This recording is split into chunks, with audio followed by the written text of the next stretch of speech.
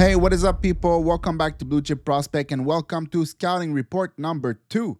Today, we are taking a look under the hood of Caleb Desnoyers, a high-octane, high IQ, two-way center with high-end playmaking. To put it into Marty St. Louis' words, there's players who play hockey and then there's hockey players. Desnoyers is a big-time hockey player. Please take the time to like and subscribe if you like these videos, and let's get into it. So, Caleb Desnoyers is a 6'2" left shot center who weighs in at 172 pounds but looks bigger and also plays bigger. There's plenty of frame to fill out on this bad boy to make him even better and even stronger, especially considering he's an April birthday, so he's on the younger side. At the time of recording this, he had 37 points in 24 games, including 15 goals, making him tied on the team for first, and third in the QMJHL for draft-eligible player.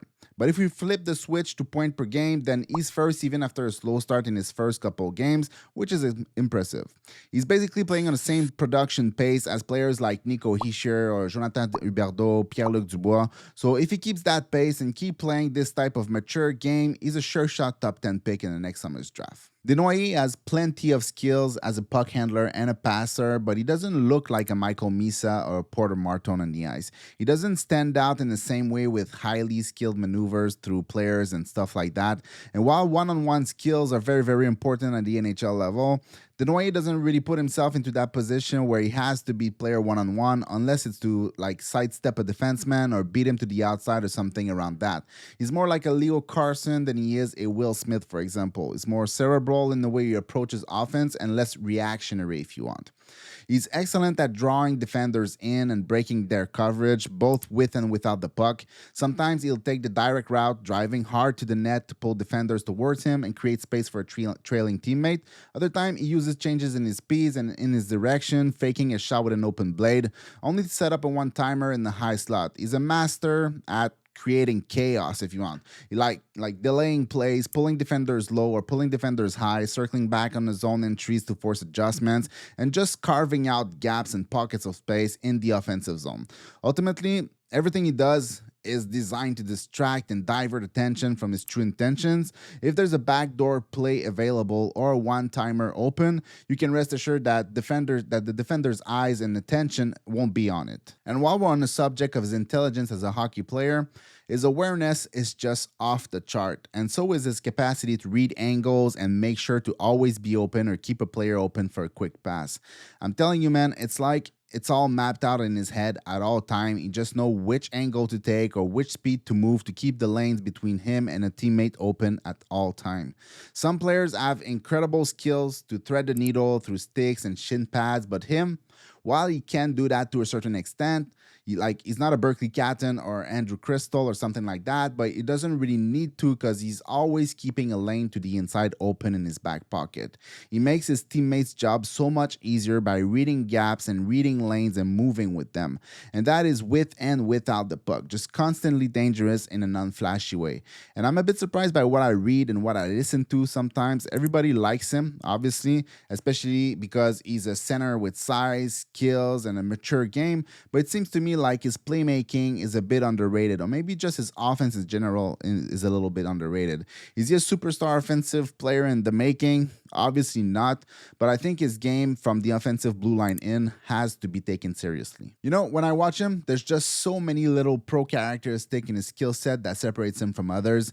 Things like keeping his feet moving on a forecheck instead of gliding, or actually finishing his check instead of leading with his stick, supporting his defenders, preparing the breakout, actually being patient before skating north to attack, engaging in battles along the board and winning body positioning with his hips and pushing players off balance with his shoulders while scanning for support or a play to the inside, which he actually excels at.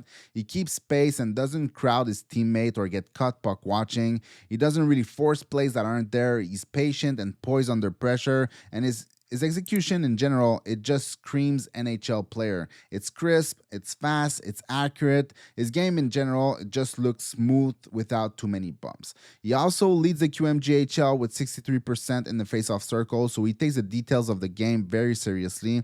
He's the type of player who will be used in every situation in a hockey game, from defensive face-off to offensive face-off, power play, and PK.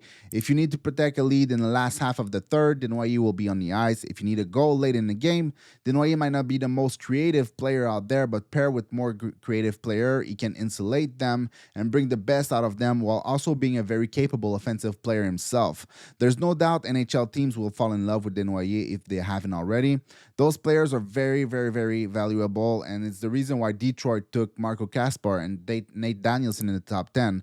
They're not necessarily the same type of player. I think Caleb Desnoyers might be a tier or two above them, but they are similar. Overall, I just think the offensive potential is higher with Desnoyers than those two, while keeping much of that devoted to a game.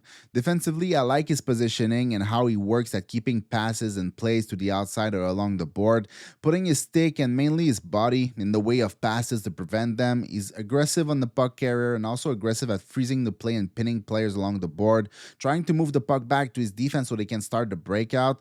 He's very involved and he works with the same intensity without the puck in the defensive zone as he does in the offensive zone. I wouldn't say he's overly physical and hits everything, but he's competitive. He will use his body to separate the puck from the carrier or apply pressure on the forecheck.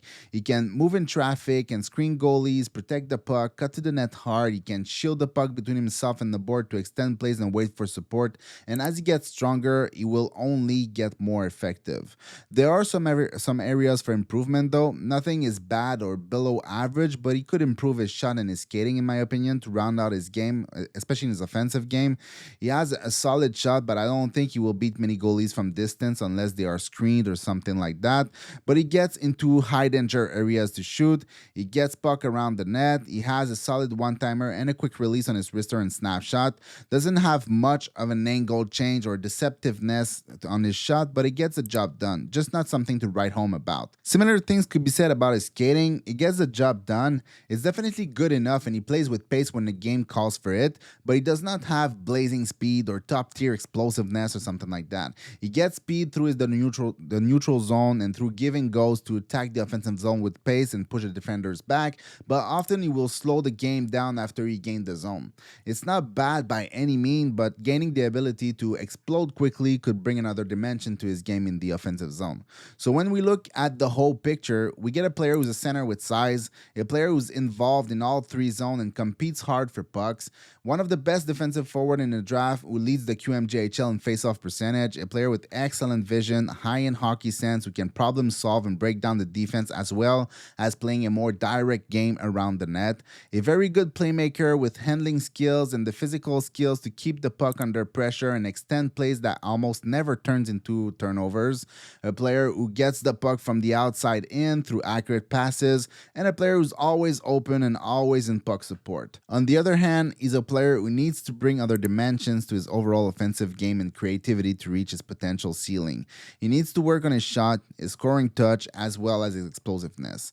At this moment, I think that Desnoyers' projection might be a little bit limited to highly dependable second-line center who can play on both special units and is used in every situation possible.